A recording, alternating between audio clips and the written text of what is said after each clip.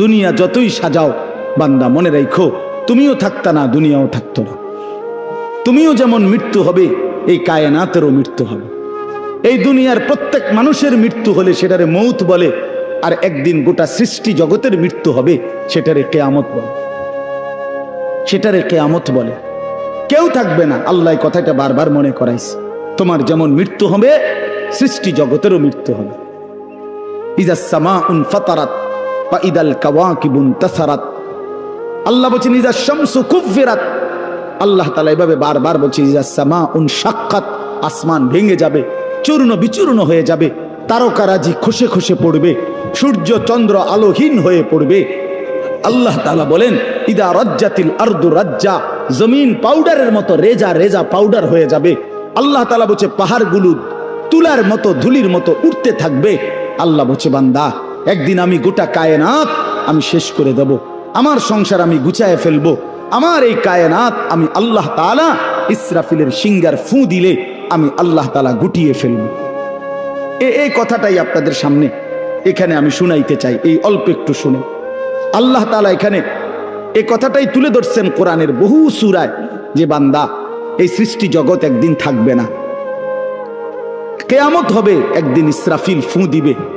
ইসরাফিল যেদিন ফু দিবে, কোরআনে এই বর্ণনাটা দুই ভাবে আছে। একটা হলো ইসরাফিল প্রথমবার ফু দিবে, আরেকটা হলো ইসরাফিল দ্বিতীয়বার ফু দিবে। ইসরাফিল মোট দুইবার ফু দিবে। প্রথমবার ফু দিলে জমিনের মধ্যে ভূমিকম্প শুরু হবে। আল্লাহ বলেন এই ভূমিকম্পটা গোটা পৃথিবী একসাথে, আমার সৃষ্টি পুরাটা একসাথে নড়বে। ইন্না জালজালাতাস সাআতি শাইউন আযীম।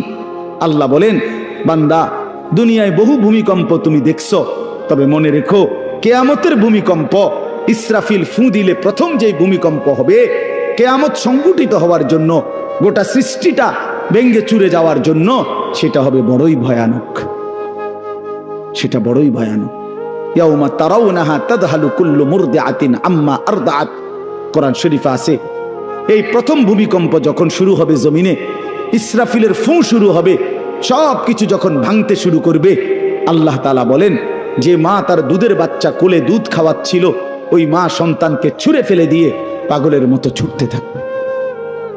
ওয়াতাদাউ কুল্লু যাতি হামলিন হামলাহা, যে মায়ের পেটের বাচ্চা 10 মাস পূর্ণ হয়ে গেছে, এই আর ঘন্টা 2-4 ঘন্টা পরে বাচ্চাটা প্রসব হবে।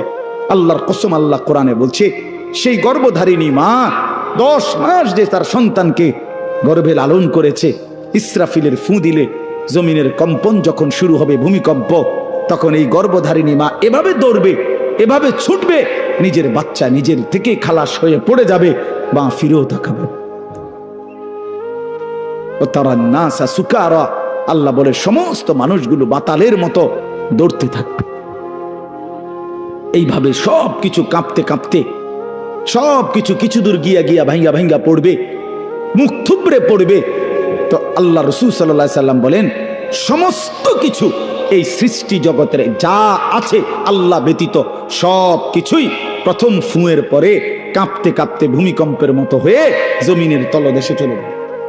মাটির উপরে তখন একটি সুতা আর থাকবে না, আর কিছুই না। এই হলো কিয়ামত, প্রথম ফু, প্রথম ভূমিকম্প। নির্দিষ্ট একটা সময় পরে আবার আল্লাহ তাআলা ইসরাফিলকে জীবিত করে আবার বলবেন আরেকটা ফু দাও,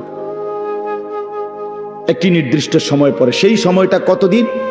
হাদিসের একটি বর্ণনা থেকে, নবীজির একটা বর্ণনা থেকে মুহাদ্দিসিনে কেরাম বলছে এই দ্বিতীয় ফু আর প্রথম ফুর মাঝখানে, প্রথম ফুতে সব কিছু যখন কবরে চলে যাবে, তখন হতে পারে দ্বিতীয় ফু দিতে দিতে মাঝখানের সময় 40,000 বছর।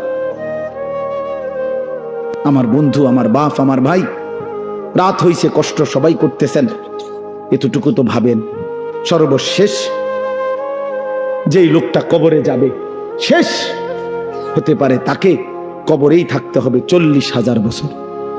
তো এখন যারা মরতেছে তারা কবরে আছে আজকে কত বছর? নবীজি সাল্লাল্লাহু আলাইহি সাল্লামের জামানায় যারা মারা গেছে তারা আজকে কতদিন কবরে? ওই নূহ আলাইহিস সালামের জামানায় যারা মারা গেছে তারা আজকে কতদিন কবরে? ভেবে দেখেন। আচ্ছা, এই শেষ লোক